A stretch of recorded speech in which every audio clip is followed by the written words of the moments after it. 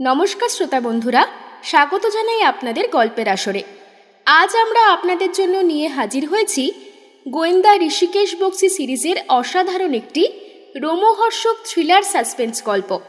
গল্পটি আগে মন দিয়ে শুনুন, যদি ভালো লাগে তবে একটা লাইক করে দেবেন, আর যদি বেশি ভালো লাগে তবে ভালোবেসে সাবস্ক্রাইবও করবেন। না, কোনো জোরাজুরি নেই, ভালো লাগলে তবেই করবেন। তাহলে আর বেশি কথা না বলে শুরু করা যাক আমাদের আজকের নিবেদন, লেখক রূপম রায়ের কলমে রহস্যময় খুনের মামলা। সত্যি কথা বলতে প্রায় 1 মাস যাবৎ ঋষিকেশের হাতে তেমন একটা কোনো কেস আসেনি, আর যা এসেছে তা নিতান্তই ওই সাধারণ চুরির ঘটনা। মাথা খাটাবার মতো সেই রকম রোমহর্ষক কেস কবে যে এসে হাজির হবে তার আশায় দিন গুনছে আমার বন্ধুটি। আজ সকাল থেকেই দিনটা কেমন মেঘলা মেঘলা হয়ে আছে। বাইরে আকাশে সর্বদা ঘটে চলেছে কালো মেঘের ঘন ঘটা। বর্ষাকালটা এবার বেশ আগেই পড়ে গেছে কলকাতায়। এই তো সকাল সকাল এক পশলা বৃষ্টি হয়ে গেল বেশ।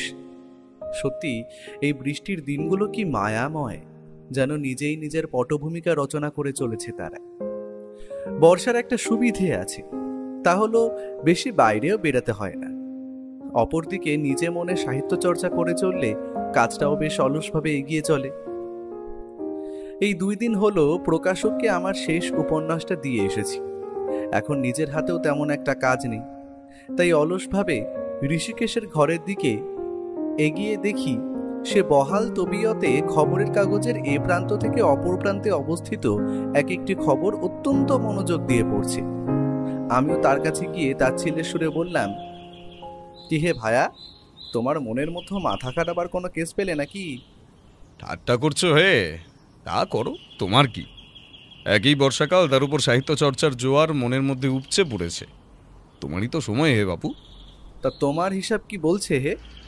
তিলোত্তমার সব চোর ছ্যাচোর আর খুনিরা কি সন্ন্যাসী হয়ে গেল? সেটা হলে তো আমার ঘরে ভাতের হাঁড়ি চলবে না হে ভায়া। সত্যি কথা বলতে আমার মনে একবার হলেও চাইছে যে একটা কঠিন কেস আসুক, যাতে অন্তত মাথা খাটাবার মতো খোরাক জুটে যায়। আসলে আমি জানি ঋষিকেশ এইসব বললেও চারিদিকে ওর যা নামডাক হয়েছে তাতে বেশি দিন ওর এই অলসভাবে দিন যাপন বেশি চলবে না। আর একটা কেস সলভ করার পরও যা পারিশ্রমিক নেয় তাতে ওর শুয়ে বসে মাসখানেক দিব্যি চলে যায়। তবে এমন একটা কেস অদ্ভুতভাবে আমাদের সামনে অপ্রত্যাশিতভাবে এসে পড়বে তা আমরা কখনো স্বপ্নেও কল্পনা করতে পারিনি।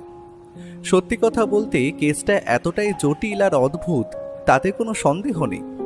আর মানুষের মস্তিষ্ক যে কতটা বিকৃত হলে মানুষ এই ধরনের কাজ করতে পারে তার হদিশ আমরা এই কেসের মাধ্যমে পেয়ে গেলাম।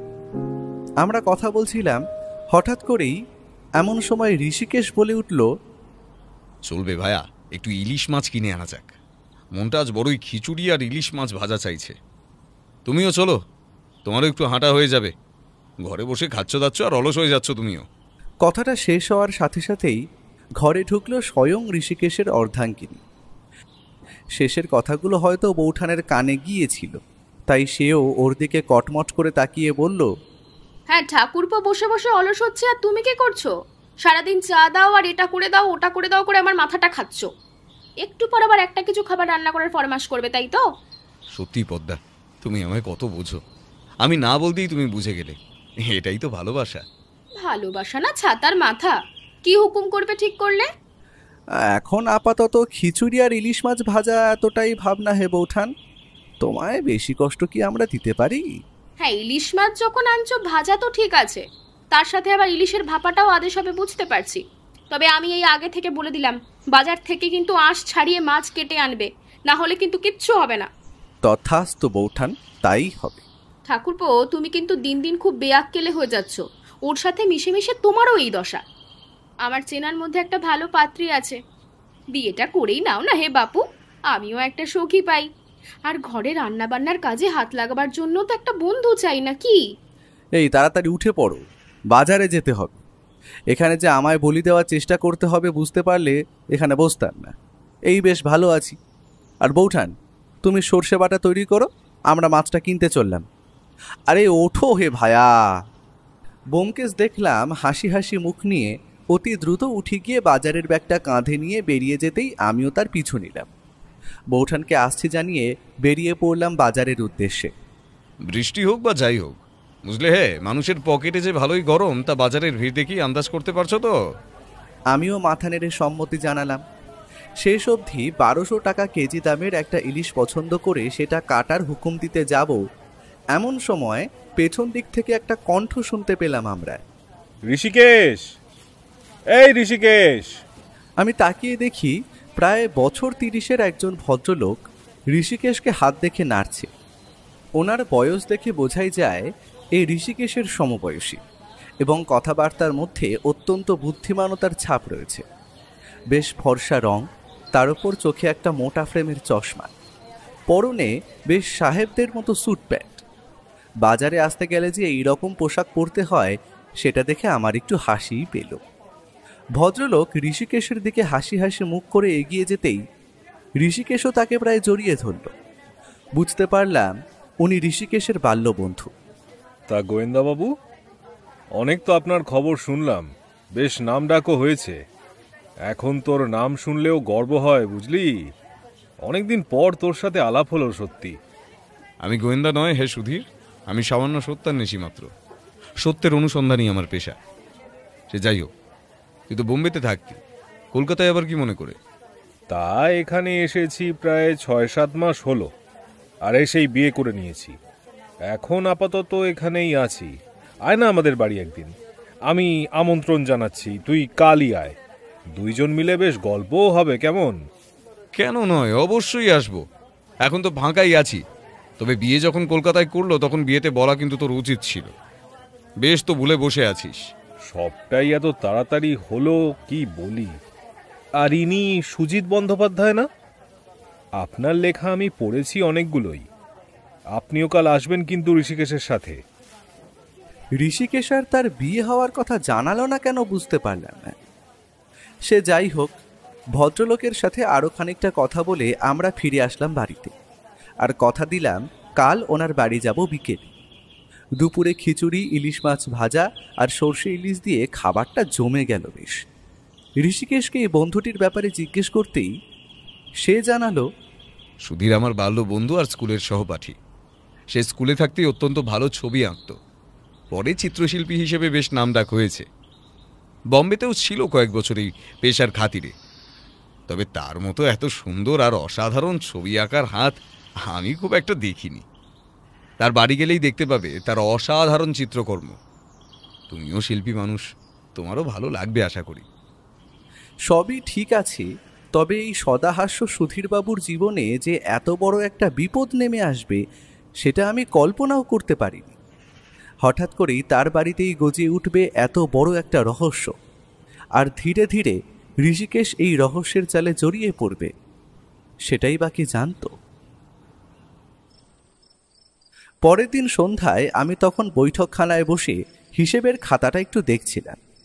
সেই সময় ঋষিকেশ বলল, কি হে ভায়া, তুমি তো দেখছি বেমালুম ভুলে বসে আছো। আজ সুধীরদের বাড়িতে যাবার কথা ছিল না? তা তুমি তৈরি হও, আমার আর কতক্ষণ লাগবে? তৈরি হয়েই না হয় বেরিয়ে পড়া যাবে। মিনিট 15-র মধ্যে আমরা তৈরি হয়ে বেরিয়ে পড়লাম। ও আগেই ঠিকানাটা জানতো, তাই বাড়িটা খুঁজে পেতে তেমন একটা অসুবিধে হয়নি। বেশ পুরনো দিনের বাড়ি, তবে সঠিকভাবে রং করে যত্ন করে রাখার জন্য বাড়ি একদম তার মহিমায় দাঁড়িয়ে আছে। ডোরবেলটা টিপতেই সুধীরবাবু আমাদের অভ্যর্থনা জানালেন। আরে তোরা এসে গেছিস, আয় আয় ভিতরে, বাইরে দাঁড়িয়ে থাকিস না। আমরা বাড়ির একটা বৈঠকখানায় গিয়ে বসতেই ঋষিকেশ ও সুধীরবাবু ছেলেবেলাকার গল্প জুড়ে দিল। সত্যি বলতে ঋষিকেশ যে ছোট বয়সে এতটা ডানপিটে ছিল সেটা আজকে বুঝতে পারলাম। তবে কথাবার্তা চলতে চলতে একজন বয়স্ক মহিলার কর্কশ কণ্ঠস্বর শুনতে পেলাম আমরা। বৌমা, বাড়িতে সুধীরের বন্ধুরা এসেছে এটা তো আর বলে দিতে হবে না। ভদ্রলোকের বাড়িতে লোক এলে যে একটু চাটা দিতে হয়, সেটাও কি তোমার মা বাবা শিখিয়ে পাঠায়নি? তোমার মা দেখছি তোমার স্ত্রীকে প্রচণ্ডভাবে ভালোবাসে হে সুধীর। সুধীরবাবু একটু হাসি হাসি মুখ করে বলল, আর বলিস না, এটা ওটা নিয়ে মায়ের সাথে তো ওর একটু বনিবনা লেগেই থাকে। বাড়ির অমতে ভালোবাসার মানুষকে বিয়ে করলে যা হয় আর কি, ও নিয়ে চিন্তা নেই। যতই ঝগড়া হোক ও আস্তে আস্তে থেমে যাবে ভবিষ্যতে, আমার সেটাই বিশ্বাস। এরই মধ্যে একজন অল্প বয়সী মহিলা আমাদের জন্য চা দিয়ে গেলেন। সুধীরবাবু আমাদের সাথে তার পরিচয় করিয়ে দিলেন। মহিলা অত্যন্ত লাজুক, তাতে কোনো সন্দেহই নেই। সুধীরবাবুর স্ত্রীর নাম নীলিমা, আর সেও একজন আর্টের স্টুডেন্ট ছিল। পরে দুইজনের ভাব ভালোবাসার দরুন বিয়ে হয়। তবে এইসব কথার মাঝে হঠাৎ করেই আমি লক্ষ্য করলাম সুধীরবাবু একটু ইতস্তত করছেন। তিনি হয়তো কিছু বলতে চাইছেন, কিন্তু বলতে পারছেন না। তবে আমাদের দুইজনকে অবাক করে দিয়ে ঋষিকেশ বলল, যেটা বলবি বলেই ফেল, অত ঘাবড়াবার কিছুই নেই। এবার সুধীরবাবু একটু সাহস পেয়ে বললেন, আসলে কয়েকদিন যাবৎ আমাদের বাড়িতে না একটার পর একটা অদ্ভুত ঘটনা ঘটছে। আমি সব ঘটনাকে অদ্ভুত বলছি, তার কারণ আছে।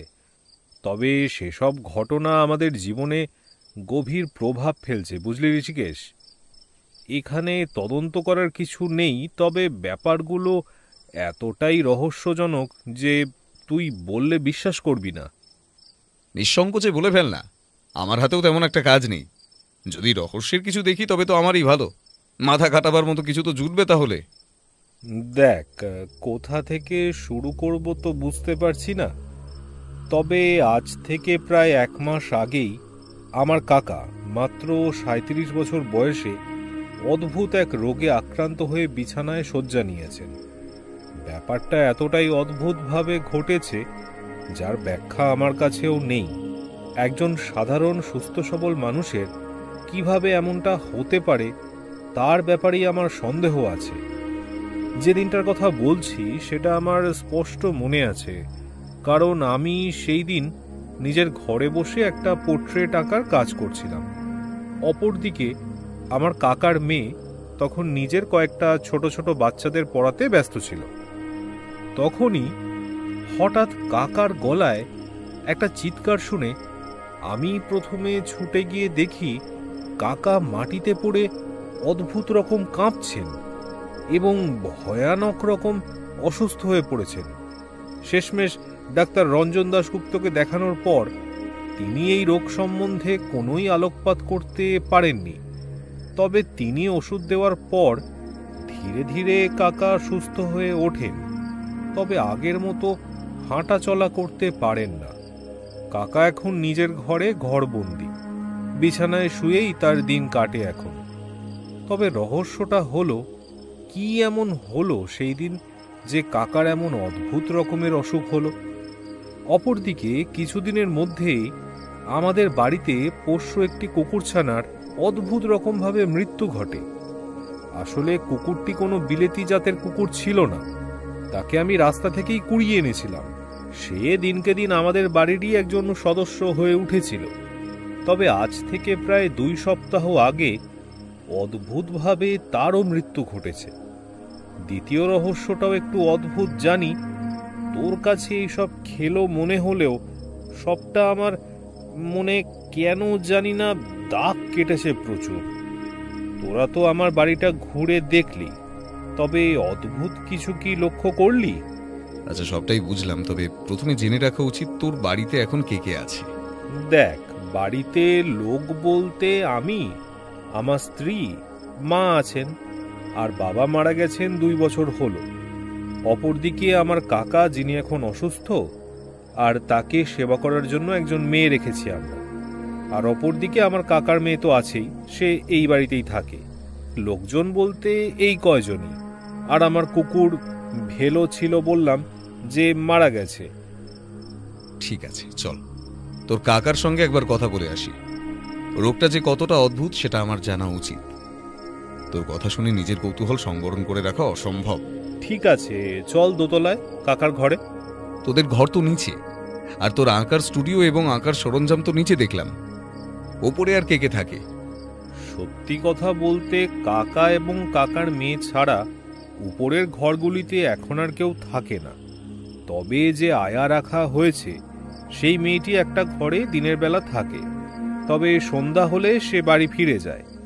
তোর কাকার যেদিন এই অদ্ভুত অসুখটি ধরা পড়ল, বা যেদিন বিপদটা ঘটেছিল, সেদিন ঠিক কে কে বাড়ির কোথায় কোথায় কি করছিল মনে পড়ে? খুব মনে আছে। আমার মা আর স্ত্রী একসাথে রান্নাঘরে রান্না করছিল। অপরদিকে ওপরের ঘরে কাকার মেয়ে কয়েকজন ছেলে মেয়েকে পড়াচ্ছিল। তবে তো আমার হিসেব বলে তোর আগে কাকার চিৎকার শুনে তোর বোনের আগে সেখানে ছুটে যাওয়ার কথা, কিন্তু সেটা হয়নি কেন? আসলে ঘটনাটা এতটাই আকস্মিকভাবে ঘটেছে যে সেই সময় এই সব কথা মাথায় আসেনি। পরে জিজ্ঞেস করে জেনেছি আমার বোন রুমা ছোট বাচ্চাদের পড়াতে এতটাই ব্যস্ত ছিল যে সে তার বাবার চিৎকার শুনতে পায়নি। আর যখন সে ছুটে আসে তখন বুঝতে পারে যে বিপদ ঘটে গেছে। কথা বলতে বলতে আমরা প্রবেশ করলাম একটি বেশ সাজানো গোছানো ঘরের মধ্যে। ঘরটিতে দামি আসবাব আর ফুলদানির ছড়াছড়ি। অপরদিকে জানলা দিয়ে ঝুলছে লাল রঙের একটি মসলিনের পর্দা। আমরা বুঝলাম এই সুধীরবাবুর কাকা অত্যন্ত শৌখিন মানুষ ছিলেন। তবে ঘরে টেবিলের পাশে এখন স্তূপ হয়ে জমা আছে অনেকগুলো ওষুধের শিশি আর কাগজের প্রেসক্রিপশন। আর একটি পুরনো দিনের পালঙ্কের ওপর শুয়ে আছেন একজন ভদ্রলোক, যার হাত পা একটা চাদর দিয়ে ঢাকা। লোকটি যে চলাফেরা করতে পারে না সেটি আর বলে দিতে হয় না, কারণ আমরা এসেছি দেখে একজন আয়া এসে ওনার পাশে বসল। কথায় কথায় আগেই জেনেছি সুধীরবাবুর কাকার নাম তন্ময় চক্রবর্তী। আমরা ওনার দিকে হাত জোর করে নমস্কার জানালে ভদ্রলোক খালি নিজের মাথাটা নাড়লেন। বুঝলাম তিনি কথা বলতে পারেন না, যতটা হয় ইশারায় বুঝিয়ে দেন।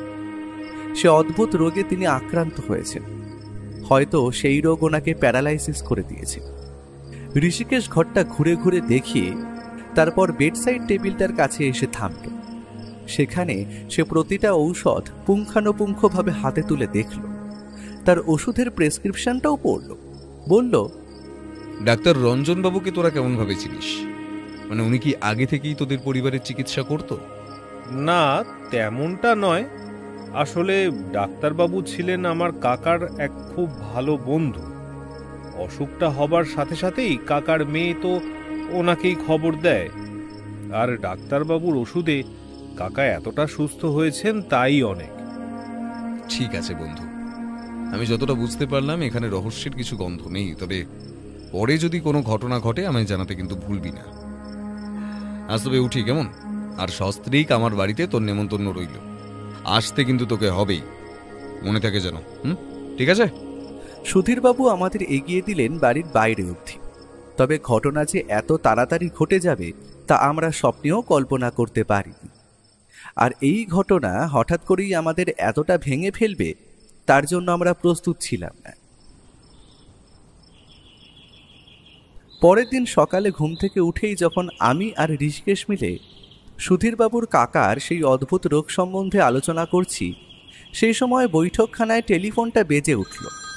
স্বভাবতই ঋষিকেশ অপেক্ষা না করে তাড়াতাড়ি রিসিভারটা তোলার সাথে সাথেই তার মুখের রং আমি যেন পাল্টে যেতে দেখলাম। যখন সে টেলিফোনটা রাখল, সে অত্যন্ত নিচু গলায় বলল, তৈরি হও বন্ধু, সুধীরের স্ত্রী মারা গেছে। কথাটা শোনা মাত্র আমি যেন আঁতকে উঠলাম। এই তো কালকে আমরা তাকে একদম সঠিক দেখে এলাম, ওনার সাথে কথাও বললাম, আর ওনার হাতের চাও তো খেলাম। তাহলে এটা কি করে সম্ভব? এই তুমি কি বলছো? সবটাই সত্যি। সুধীর ভেঙে পড়েছে অনেকটাই। আমাদের ওর পাশে থাকা উচিত। ছেলেটার এই বয়সে স্ত্রী বিয়োগ সত্যি মেনে নেওয়া যায় না। আমার মন বলছে ওই বাড়িতে কিছু সত্যিই রহস্যজনক ঘটছে, না হলে পরপর এতগুলো বিপদ। তোমার সঠিকভাবে তদন্ত করা উচিত। হয়তো এইসবের পেছনে লুকিয়ে আছে গভীর কোনো ষড়যন্ত্র আর অপরাজেয় মায়াজাল। এখানে আর সময় নষ্ট করা ঠিক হবে না। চলো তৈরি হয়ে নাও, পুলিশ আগেই পৌঁছে গেছে। তবে আশা করা যায় ওরা বডি পোস্টমর্টমের জন্য নিয়ে যাবে। আমরা যখন সুধীরবাবুর বাড়িতে পৌঁছলাম, বাড়িতে তখন শোকের ছায়া নেমে এসেছে। সুধীরবাবুর মনের কথা আন্দাজ করে আর বেশি বিরক্ত করলাম না। আমরা ভিতরে প্রবেশ করার সাথে সাথেই সুধীরবাবু বললেন, ঋষিকেশ, ঋষিকেশ, দেখ আমার কি হয়ে গেল। হঠাৎ করেই এমনটা কেমনভাবে ঘটলো কিছুই বুঝতে পারছি না। আমি বাকি জীবনটা কি নিয়ে থাকবো তুই বল। সুধীর তুই শান্ত হ। যেখানে ব্যাপারটা ঘটেছে সেখানে আমাদের নিয়ে চল। পুলিশ তো নিজেদের মতো তদন্ত শুরু করে দিয়েছে। আশা করি তারা কি বলছে। তাদের পরীক্ষা অনুযায়ী হৃদযন্ত্র বিকল হয়ে মৃত্যু ঘটেছে ওর। তবে পুলিশ পরীক্ষার জন্য বডি পোস্টমর্টেমে নিয়ে যাবে। আমরা আর দেরি না করে বাড়ির প্রতিটা কোণা কোণা পুঙ্খানুপুঙ্খভাবে দেখলাম। ঋষিকেশ সুধীরবাবুর ঘরটা ভালোভাবেই ঘুরে দেখল। তারপর সে কেন জানি না সুধীরবাবুর কাকার ঘরটা একটু মন দিয়ে লক্ষ্য করল। ইন্সপেক্টর পাণ্ডেবাবু এই কেসটার দায়িত্ব নিয়েছেন, তাই সেই দিনের মতো ওনাকে ঋষিকেশ পোস্টমর্টেমের রিপোর্ট বেরোলে সেটা জানাতে বললেন। ঘরে ফিরে আমি প্রথমে ওকে জিজ্ঞেস করলাম, একটা সত্যি কথা বলো তো, তোমার কি মনে হচ্ছে এটা সাধারণ মৃত্যু, না এর পেছনে বাড়িরই কারো হাত আছে? কি স্বার্থ থাকতে পারে যে এই কম বয়সী মেয়েটিকে কেউ হত্যা করবে? তোমার কি মনে হয় বলো তো? সবটাই এখন ধোঁয়াশা অজিত। পোস্টমর্টম রিপোর্ট না পেলে কিছুই বলা অসম্ভব। তবে কেন জানি না আমার মন বলছে কিছু একটা গলদ ঘটছে, শুধু আমরা বুঝতে পারছি না। আচ্ছা, ওনাকে মেরে পথ দিয়ে সরিয়ে কার কি লাভ হবে? ওনার যে শাশুড়ির সঙ্গে একটু সাপে নেউলে সম্পর্ক ছিল তা আমরা টের পেয়েছিলাম। আর মহিলা যদি সুধীরকে নিজের পছন্দের মেয়ের সঙ্গে বিয়ে দিতে চান তবে হতে পারে। কাকার মেয়েও যে নিজের নতুন বৌদিকে ভালো চোখে দেখতো না সেটা আমি আগেই বুঝতে পেরেছিলাম। আর বাইরে দিয়ে কেউ যদি এসে কাজটা ঘটায়, ওনার খাবার বা আসবাবপত্রে কোনো বিষ প্রয়োগ করে, কোনো সম্ভাবনা কি উড়িয়ে দেওয়া চলে না বন্ধু? এখন আমাদের আসল করণীয় কি? আমি শেষবার বাড়ির সবাইকে যখন জেরা করলাম তখন কিন্তু একটা অদ্ভুত ব্যাপার সামনে আসে। সকালে নাকি বাড়ির সবাই ব্রেকফাস্ট করেছিল, তার মানে বিষ যদি তার মাধ্যমে প্রবেশ করে থাকে। অপরদিকে একটা চাঞ্চল্যকর তথ্য আবিষ্কার করি, যেদিন বাড়িতে সুধীরবাবুর কাকার অসুখ করে সেই দিন তার কিছুক্ষণ আগে নাকি তিনি এক কাপ চা খেয়েছিলেন। সবটাই যেন ধোঁয়া ধোঁয়া। তবে আমরা এখন একটা কাজ করতে পারি, সেটা হলো ডাক্তার রঞ্জনবাবুর সঙ্গে দেখা করে আসতে পারি। আর সেটা কিভাবে সম্ভব? ওনার ঠিকানা বা ফোন নাম্বার কিচ্ছুই তো জানি না আমরা। কথাটা শেষ হওয়ার আগেই ঋষিকেশ উঠে গিয়ে টেলিফোনটা তুলে নিল। তারপর কাকে একটা ফোন করে অ্যাপয়েন্টমেন্ট চাইল। আমার বুঝতে বাকি রইল না আজ তার সুধীরবাবুর কাকার ঘরে যাওয়ার কারণ। সে প্রেসক্রিপশনগুলো দিয়ে ডাক্তারের নাম ঠিকানা সব উদ্ধার করে ফেলেছে। ডাক্তারবাবু বিকেলে ক্লিনিকে থাকবেন, সেইখানেই তার সঙ্গে দেখা হবে আমাদের। আর রাতে সেখান দিয়ে ফেরার পথে পুলিশ স্টেশন হয়ে ঘুরে আসবো। পোস্টমর্টম রিপোর্ট কি বলছে সবটাই জানা হয়ে যাবে, কি বলো? আমি খালি মাথা নেড়ে হ্যাঁ জানিয়ে দিলাম, কারণ আমার মনের অবস্থা তেমন একটা ভালো নেই। প্রতিটা ঘটনা যেন এক একটা বৃহৎ আকার রহস্যরূপে ধরা দিচ্ছে আমার কাছে। সবকিছু যেন রহস্যের কালো মেঘে ঢাকা। বুদ্ধি বলে জয় করতে হবে তার অস্তিত্ব এবং প্রমাণ। চলো তৈরি হয়ে নাও, একটা ট্যাক্সি করব। ক্লিনিকটা বেশ দূরে আছে। ডাক্তারবাবু সন্ধ্যা 6টায় টাইম দিয়েছেন, আমাদের সেখানে যাওয়া প্রয়োজন। ট্যাক্সি নিয়ে সন্ধ্যাবেলা যখন ডাক্তার রঞ্জনের ক্লিনিকের সামনে পৌঁছলাম তখন বুঝতে পারলাম এই ডাক্তারের বসার বেশ ভালো। তখনও কিছু রোগী দাঁড়িয়ে আছে। ঋষিকেশ খবর পাঠাতেই আমাদের বসতে বলা হলো। প্রায় 10 মিনিট পর আমাদের ডাক পড়ল ভিতরে। ডাক্তারবাবু আমাদের দেখা মাত্র নমস্কার করে অভ্যর্থনা জানালেন। আসুন আসুন ঋষিকেশ বাবু, আসুন।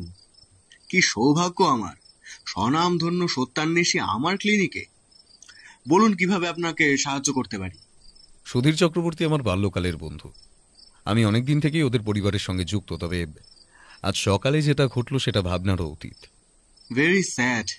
আমার কাছেও নিউজটা এসেছে, তবে শুনলাম নাকি সেটা হার্ট অ্যাটাকের কেস। তবে আপনার সেখানে আগমন বুঝতে পারলাম না ঠিক।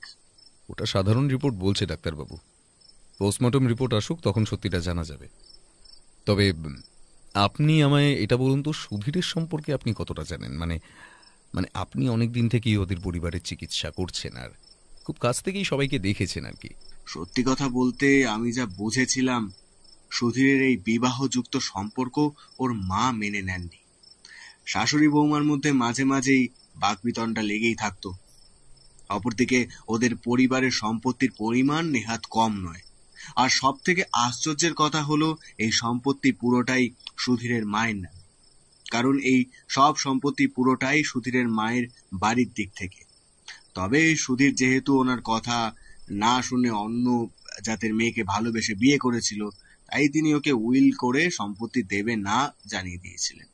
সব সম্পত্তি নাকি ওর কাকার মেয়েকে লিখে দেবেন বলেছিলেন ওই মহিলা। এর বেশি কিছু আমি জানি না ভেতরকার খবর। আপনি কি বাড়ির কাউকে সন্দেহ করছেন? সেটা আর কিছু আমি ধরতে পারিনি ডাক্তারবাবু। তবে আরেকটা কথা, সুধীরের কাকার রোগটা সম্পর্কে একটু যদি বলেন। রোগটা সত্যি কথা অভূতপূর্ব, কারণ প্রায় 1 কোটি লোকের মধ্যে একজনের এরকম কিছু হতে পারে। বিদেশে একে প্যারালাইসিস সিনড্রোমও বলা হয়। এক্ষেত্রে হঠাৎ কোনো কারণে শরীরের সমস্ত অঙ্গ কাজ করা বন্ধ করে প্যারালাইসিস হয়ে যায়। মানুষের শুধু মাথা বেঁচে থাকে আর শরীরটা পুরো পঙ্গু হয়ে যায়। আমি ওষুধ দিয়ে যতদিন হয় বাঁচিয়ে রাখার চেষ্টা করছি আর কি। সত্যি কথা বলতে এই বিচিত্র রোগের কোনো সমাধান নেই। তাই ডাক্তারবাবু, আপনার হাতের ঘড়িটা রোলেক্স মনে হচ্ছে, খুব লিমিটেড এডিশনের ওয়াচ। আমিও ঘড়ি ভক্ত, এটার দাম যে অনেক। আপনার চয়েস আছে বলতে হবে। ও, এটা আসলে আমার ঘড়ি জমাবার একটা শখ আছে, এটা তার মধ্যে একটা। ধন্যবাদ ডাক্তারবাবু, আজ উঠি কেমন? পরে আবার দেখা হবে, আশা করি খুব শিগগিরই। শেষের কথাটা ঋষিকেশ কেন বলল তা আমি ঠাউর করতে পারলাম না। কি তথ্য পেল সে ডাক্তারবাবুর থেকে? আমার তো কিছুই মাথায় ঢুকছিল না। আমি তাকে কথাটা জিজ্ঞেস করায় সে বলল, কলকাতার মতো শহরে ডাক্তারি করে রোলেক্স কেনার মতো ক্ষমতা যে ডাক্তারের আছে তার সঙ্গে দেখা হবে না কেন ভাইয়া? ও কথাটা হাসতে হাসতে বলেছিল বটে, তবে কেন যে সেটার মধ্যে অন্য কোনো ইঙ্গিত লুকিয়েছিল সেটা বুঝতে পারলাম না। সেই দিন ফেরার পথে পুলিশ স্টেশনে গিয়ে পোস্টমর্টেম রিপোর্ট দেখে আমরা তো অবাক, কারণ সেই রিপোর্টে এই মৃত্যুকে স্বাভাবিক বলা হয়েছে। শরীরে কোনো অন্য বিষজাতীয় কিছু উদ্ধার হয়নি। তবে কি তদন্ত এখানেই শেষ? সেই দিনের মতো আর তেমন কিছু উল্লেখযোগ্য ঘটনা কিছু ঘটেনি। তবে পরের দিন সকাল থেকেই ঋষিকেশকে একদম অন্যরকম মানুষ হিসেবে আবিষ্কার করলেন। এই অবস্থা আমি জানি। আসলে তদন্তের মধ্যে যখন ধীরে ধীরে নিজেকে প্রবেশ করায় তখন সে সাধারণ বাইরে দিয়ে লাগলেও তার মনের আর মস্তিষ্কের মধ্যে চলে গভীর টানাপোড়েনের খেলা। ও সেই সময় কারো সাথে কথা বলে না, নিমেষেই শেষ হতে থাকে একটার পর একটা সিগারেট। তবে রহস্যের সমাধান আমার এই মাথার দানা না হলেও আমার বন্ধুর মস্তিষ্ক তখন হয়তো আবিষ্কার করে ফেলেছে অনেক অজানা কথা। আসলে ওর দৃষ্টিশক্তি আর অদ্ভুত এই ক্ষমতাটার জন্যই হয়তো সে এমন। মাঝে মধ্যেই মনে হয় ওর এই সত্যান্বেষী নামটা যথার্থই সার্থক। তবে আমার মাথায় এটা ঢুকছে না যে সে কি ভাবছে। কখনো কখনো তো নিজের কৌতূহল সংবরণ করাও হয়ে ওঠে দুষ্কর। তবুও নিজেকে সামলে নিতে হয়, কারণ এই সময় ওকে বিরক্ত করা সে একদমই পছন্দ করে না। তবে কেন জানি না সেই দিন সকাল 10টা নাগাদ সে নিজের পাঞ্জাবিটা ছড়িয়ে কোথায় চলে গেল আমায় না নিয়ে, সেটা আমি জানতে পারলাম না। যখন সে ফিরল তখন বেলা দুপুর 2টোর কাছাকাছি। কোথায় গিয়েছিলে? কেসটার ব্যাপারে নতুন কিছু জানতে পারলে? জানতে পেরেছি বন্ধু, তবে সেটা প্রকাশ পাওয়ার সময় এখনো আসেনি। তবে সুধীরের বাড়ির সম্পত্তি অথবা সুধীরের সম্পর্কের জন্যই এই খুনটা হয়েছে। এ কি বলছো তুমি? এটা খুন? কাল রাত অবধিও তো পোস্টমর্টেম রিপোর্ট যে বলছে। সবটাই ঠিক, তবে কেন এটা খুন সবটারই প্রমাণ আমার হাতে ধরা পড়েছে। খালি হাঁড়ি হাটে ভাঙার অপেক্ষা। তবে এখন একটা জিনিস নিয়ে একটু খটকা আছে, সেটা একটা পরীক্ষার মাধ্যমে বুঝতে পারবো আমার অনুমান সঠিক কিনা, আর তুমি তাতে আমায় সাহায্য করবে। কি পারবে তো হে ভাইয়া? বলেই দেখো না, তোমায় কোনোদিন না করেছি নাকি? তবে করতে কি হবে? বোম মারতে হবে বন্ধু, বোম। পারবে তো? এই তুমি মজা করছো না তো? মজা আর আমি? আমার হাতে এটা কি দেখছো তো? এটা জ্বালিয়ে ছুড়ে দিতে হবে তোমায়। কি মনে থাকবে তো? তার মানে? এটা যেটা দেখছো এটাকে বলে স্মোক বোম। একটা জোগাড় করেছি পুলিশের থেকে। এটাই আমাদের পরীক্ষায় 1000 গুণ কাজে দেবে। পারবে তো হে কাজটা করতে? না হলে আমি অন্য কাউকে বলবো। দেখো, এইসব কাজ করতে অভিজ্ঞ একজনের দরকার হয়। আমি যদি কাজটা করতে না পারি? কালী পুজোয় ছোটবেলায় বোমা ফাটাওনি? এটা সেই জিনিসই, খালি সলতের পেছনে আগুন দিয়ে ছুড়ে দিতে হবে ঘরের মধ্যে, আর চিৎকার করতে হবে আগুন আগুন বলে। ব্যাস, তাতেই খেলা জমবে। তো অপকর্মটা কোথায় করতে হবে? আর আমি কোথায় থাকবো এই কাজটা করার সময়? কাজটা করতে হবে সুধীরের বাড়ির নিচে। আর তোমার কাজ হলো আমি একটা ইশারা করার সঙ্গে সঙ্গেই জিনিসটা ছুটতে হবে দোতলার ঘরে জানালা দিয়ে। ব্যাপারটা আমার জন্য সত্যিই অদ্ভুত। ঋষিকেশ কি করতে চাইছে? আজই কি রহস্যের অবসান ঘটবে? এইসবের কারণ কি? কেসটার সমাধান মোটামুটি হয়ে গেছে নাকি? মনের মধ্যে হাজারো প্রশ্নের ভিড় থাকলেও আমি জানি অপেক্ষা করাটাই এখন সবচেয়ে বড় কাজ। আজ সন্ধ্যায় ঠিক ওই 7টা নাগাদ আমরা সুধীরের বাড়ি যাব। তবে আমরা একা নয়, আমাদের সঙ্গে যাবে পুলিশের পাণ্ডেবাবু, ওনাকে সঙ্গে নিয়েই কার্যসিদ্ধি করতে হবে। তবে তোমাকে কিন্তু বাড়ির ভেতরে প্রবেশ করানো যাবে না। তোমায় আমরা পাঁচিলের পেছন দিক থেকে বাড়ির ভেতরে প্রবেশ করিয়ে দেব। তুমি সেখানে একটা ঝোপের আড়ালে অপেক্ষা করবে।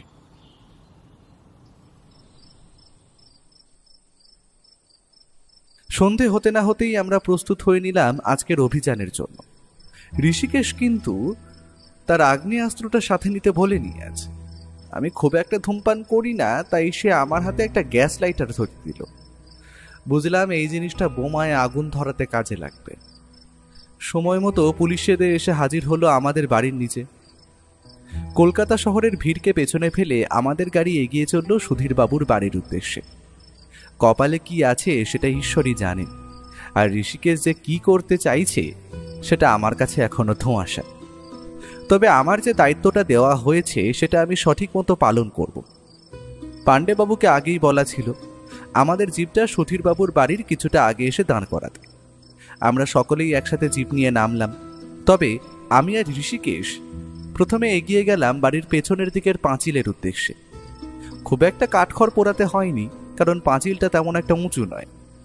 ঋষিকেশ আমায় ওই একটা ঝোপের আড়ালে লুকিয়ে বসে থাকতে বলল। আমি আর কি করি, যেটা হুকুম সেটা তো করতেই হবে।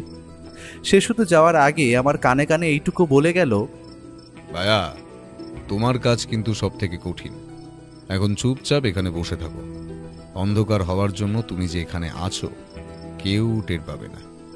আর বাইরে দিয়ে যখনই কোনো আগুন রব উঠবে তখনই তুমি জিনিসটা জ্বালিয়ে ছুঁড়ে মারবে ঘরের ভেতরে। মনে থাকবে তো? দিব্যি মনে থাকবে। আর তা বলে তুমি বেশি সময় নিও না, কিন্তু যা মশা দেখছি এখানে যে কোনো সময় কিন্তু আমায় তুলে নিয়ে যেতে পারে। ও চলে যেতেই আমি এই নির্জন ঝোপের আড়ালে যেন একা হয়ে গেলাম। আমি বাড়ির পেছন দিকে থাকার দরুন বাড়িতে যে একসাথে কয়েকজন লোক প্রবেশ করলো তা বাড়ির দরজা বন্ধ হতেই বুঝতে পারলাম। এইটুকু বোঝা গেল যে ও পুলিশ বাহিনী বাড়িতে প্রবেশ করেছে। সত্যি কথা বলতে এইখানে একা একা বসে থাকতে পাটা যেন ঝিঝি ধরে গেল। সময়ের মূল্য যে কত তার হদিশ এখানে এসে বুঝলাম। কারণ ঠিক 2 মিনিট আগেই ঘড়ি দেখেছিলাম, আমার দেখলাম। ভেবেছিলাম মিনিট 10 তো হয়েই গেছে। 2 মিনিট অতিবাহিত হয়েছে দেখে অবাক হলাম বই কি। এখানে থাকাকালীন নির্জন পরিবেশে সময় যেন কাটতেই চায় না। এক একটা মিনিট যেন এক একটা ঘন্টার সমান। আমি আমার সামনে বাড়ির দিকের যে জানলার কাছে আছি, এটা যে সুধীরের কাকার ঘর তাতে আমার কোনো সন্দেহই নেই। এমন সময় ঘরটায় কিছু মানুষের উত্তেজিত কথা বলার শব্দ শুনতে পেলাম। আমি বুঝলাম ও ওপরে প্রবেশ করেছে। হাতে অস্ত্রটা তৈরি ছিল। সলতেটা এবার বার করে প্রস্তুত করে নিলাম। আমি লাইটারটা দ্রুত গতিতে পকেট দিয়ে বার করব, ঠিক এমন সময় বাইরে রাস্তায় কয়েকজন মানুষের উত্তেজিত কণ্ঠস্বর শোনা গেল। তারা যেন প্রচণ্ড ভয়ে আগুন করে চিৎকার করছে। কথাটা শোনা মাত্রই আমি এক মুহূর্ত বিলম্ব না করে বোমার সলতেটায় আগুন জ্বালিয়ে দিলাম। তারপর শরীরে যত জোর ছিল সেটা দিয়ে জিনিসটা ছুঁড়ে মারলাম জানলা দিয়ে। আমার টিপ অব্যর্থ গতিতে প্রবেশ করলো জানলা দিয়ে। সঙ্গে সঙ্গে আমিও আগুন চিৎকার করতে করতে বাড়ির ভেতরের দিকে দৌড়ে চললাম। বাড়ির সদর দরজা খোলাই ছিল, তাই প্রবেশ করতে কোনো অসুবিধেই হয়। তবে আমি প্রবেশ করার সাথে সাথেই দেখতে পাই একটা অদ্ভুত জিনিস। ওপরের ঘরের প্রতিটা পুলিশ আর ঋষিকেশ এবং সাথে সুধীরবাবু দৌড়ে নিচে চলে আসছে। আর সব থেকে আশ্চর্যের বিষয় হলো, যে জিনিসটা আমি দেখলাম তার জন্য মোটেই প্রস্তুত ছিলাম না। এ যে খোদ সুধীরবাবুর নিজের কাকা, তিনি না অসুস্থ। পুরো শরীর যার অচল, সে দিব্যি সিঁড়ি ভেঙে নিচে নেমে আসছে। ব্যাপারটা সকলেরই চোখে পড়েছে। আর পুরো উপরতলার ঘর দিয়ে বেরিয়ে আসছে অজস্র ধোঁয়া। আমি বুঝলাম স্মোক বোম নিজের সঠিক কাজ করে ফেলেছে। তবে সুধীরবাবুর কাকার এই রকম অবস্থা দেখে সবাই হতবাক হয়ে গেছে।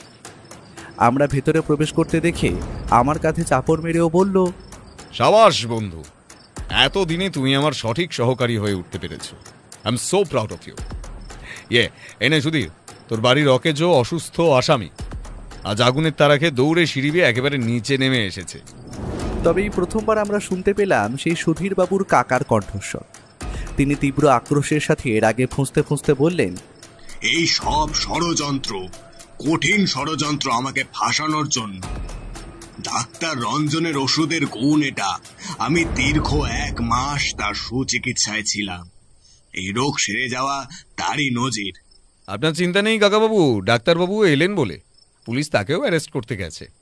তারপর না হয় আপনাদের সব রামায়ণ মহাভারত সবার সামনে আনা যাবে। ঠিক আছে তো? এটা কি হচ্ছে ঋষিকেশ? আমি তো কিছুই বুঝতে পারছি না। আমার স্ত্রীর খুনের পেছনে এনাদের কোনো হাত আছে নাকি? একটু ধৈর্য ধরো বন্ধু, সবটা উদ্ধার হবে। তবে আগে সবাইকে আসতে দে। ডাক্তারবাবুরও আমাদের দরকার আছে। তিনিও যে... কথাটা বলে একটু মৃদু হাসি হাসল ঋষিকেশ। এই হাসি আমি চিনি। এটা যে যুদ্ধজয়ের হাসি তার বলে দিতে হয় না। আমার বন্ধুর সমস্ত তদন্তের জট ছাড়ানো হয়ে গেছে। এখন শুধু সত্যটা সামনে আসার পালা। আর হ্যাঁ, এ ঘর দিয়ে পালাবার চেষ্টা করবেন না, সেটা যদিও অসম্ভব, তবুও বলছি বাইরে পুলিশ কিন্তু পাহারায় আছে, আর আমার পকেটে থাকা এই অস্ত্রটাও আছে। সুতরাং বাড়াবাড়ি চলবে না। সবাই চুপ করে বসে পড়ুন। আরে ডাক্তার রঞ্জন বাবু যে, আসুন আসুন আসুন আসুন। দেখুন আপনার ওষুধের কি ক্ষমতা। আপনার রোগী যে বিছানা ছেড়ে শটান ছোটাছুটি শুরু করে দিয়েছে। হ্যাঁ, সত্যি আপনার ওষুধ অব্যর্থ। এবার হিয়ালি ছেড়ে সবটা খুলে বলো তো। আর মন অপেক্ষা করতে পারছে না। আমাদের সমস্ত প্রশ্নের উত্তর দাও। আমার কথাটা শেষ হওয়ার সাথে সাথেই ও পকেট থেকে ওর পছন্দের সিগারেটের বাক্স থেকে একটা চারমিনার বার করলো। তারপর সেটায় আগুন জ্বালিয়ে একটা বড় শুকটান দিয়ে বলা শুরু করলো। ঘটনাটা এতটাই অদ্ভুত যে সেটি বলতে আমার বুক কাঁপছে এখনো। আসলে আমার নিজের ছেলেবেলাকার বন্ধু সুধীরের সঙ্গে এমন ঘটেছে সেটি ভাবনারও অতীত। এখানে প্রথমেই জানিয়ে রাখি একটা অদ্ভুত তথ্য, যার পরে দরকার লাগবে। আসলে এই সমস্ত যে বাড়ি আর টাকা দেখছেন, সমস্তটাই সুধীরের মায়ের, আর এটা পুরোটাই ওনার বাপের বাড়ির সম্পত্তি, আর তিনি এখনো সেই সম্পত্তির মালকিন। তবে যবে সুধীর বম্বে থেকে ফিরে এসে নিজের পরিবারের রমতে গিয়ে ভালোবেসে বিয়ে করে, তখন সুধীরের মা প্রচণ্ড পরিমাণে রেগে যান। তবে পরে ছেলের জোড়াজুড়িতে তিনি মেয়েটিকে মেনেও নেন এবং বাড়িতে নিয়ে আসেন। এর মধ্যে বহুবার শাশুড়ি বৌমার মতো কলহ বিবাদ লেগেই থাকত, আর তার প্রমাণ আমরা এই বাড়িতে এসে পেয়েছি। তবে সুধীরের মা তখন রাগের বশে একটা বড় সিদ্ধান্ত নেন যে তিনি তার ছেলেকে এই সম্পত্তি দেবেন না, আর তিনি উইল করেন। উইলে লেখা ছিল ওনার অবর্তমানে সম্পত্তির সবটাই সামলাবেন সুধীরের কাকা। তাতে কোনো তো আপত্তি ছিল না। এখানে আমার প্রথম সন্দেহ যায় সুধীরের মা ওরফে মালিনী দেবীর উপর। তিনি তার বৌমাকে শেষ করে দেননি তো? তবে পরে আমার সন্দেহ পাল্টে যায়। তবে খুনটা কে করেছে আর কিভাবে হয়েছে খুনটা সবটা খুলে বল। আমার যা ক্ষতি হবার তা তো হয়েই গেছে। আসছি, তবে প্রথমে এই বাড়িতে ঘটা পরপর দুটো রহস্যময় ঘটনাগুলোর আগে রহস্য পুনরুদ্ধার করি। আপনি কিভাবে সেটা জানবেন ঋষিকেশ বাবু? আপনি তো আর অন্তর্যামী নন। হ্যাঁ, আমি সেটা নই বটে, তবে আপনার বাল্যবন্ধু ডাক্তার রঞ্জন কিন্তু আপনাকে বেশ ভালোভাবেই সাহায্য করেছিল, কারণ তিনিই তো আপনাকে ওই রাসায়নিক পদার্থটার ব্যাপারে জানায় এবং ওষুধের শিশিতে ভরে আপনাকে দিয়ে যান, তাই না ডাক্তারবাবু? আমি আর পুলিশ পরীক্ষা করে দেখেছি, লাল রঙের কৌটোগুলোয় ওষুধ নেই। তার বদলে অবস্থান করছে তীব্র রাসায়নিক পদার্থ, যেটা স্লো পয়জন বলা চলে।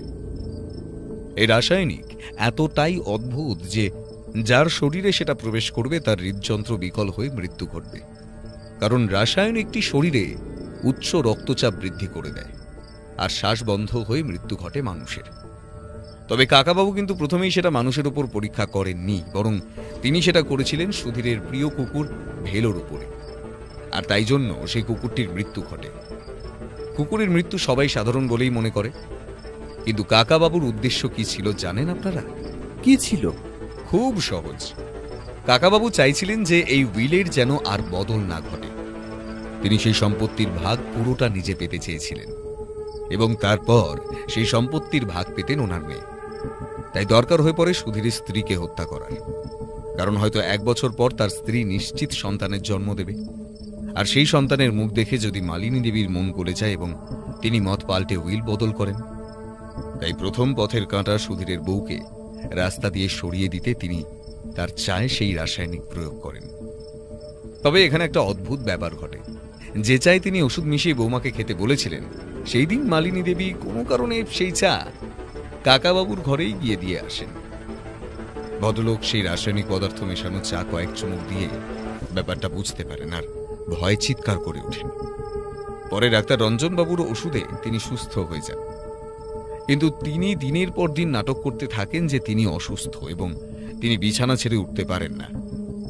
তবে খুন হলে কেউ আর তার উপর সন্দেহ করবে না, আর তিনি সেই সুযোগটাই কাজে লাগিয়ে সুধীরের স্ত্রীর খাবারে সেই রাসায়নিক মিশিয়ে হত্যা করে। তবে রাসায়নিকটি এতটাই অদ্ভুত যে পোস্টমর্টমে তার অস্তিত্ব ধরাই পড়েনি। ভালো জিনিস আবিষ্কার করেছিলেন আপনি ডাক্তার রঞ্জনবাবু।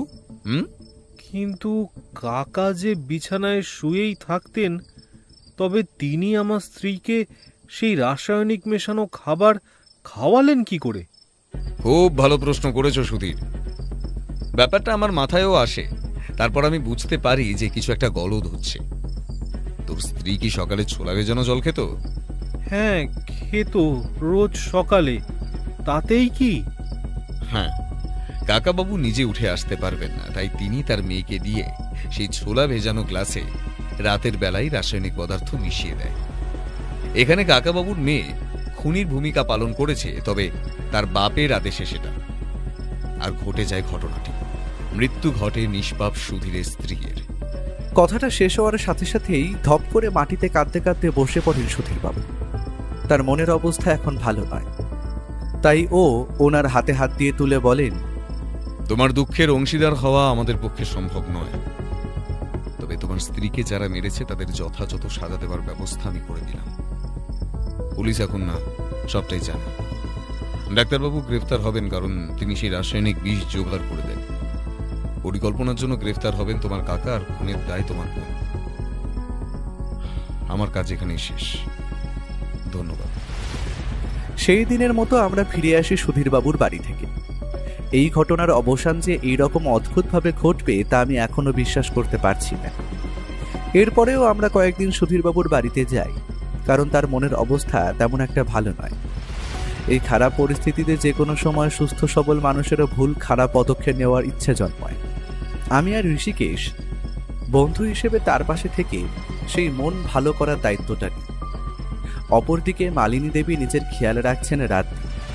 পরিবারের এতটা কাছের লোকজন যে এই রকম কাজ করতে পারে তার ধারণা আমাদের ছিল না, তাও আবার নিজেদের লোক।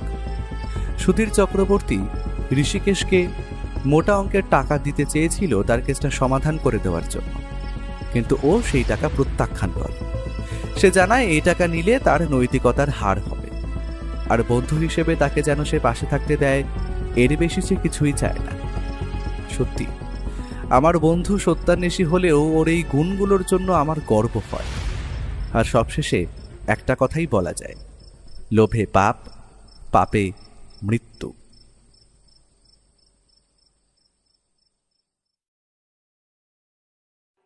আপনারা এতক্ষণ শুনছিলেন লেখক রূপম রায়ের কলমে গোয়েন্দা ঋষিকেশ বক্সী সিরিজের গল্প রহস্যময় খুনের মামলা। গল্পটি আশা করি খুব ভালো লেগেছে। তাহলে ভালোবাসা নেবেন সবাই, আর খুব ভালো থাকবেন। আজকের মতো গল্পের আসর সাইনিং অফ।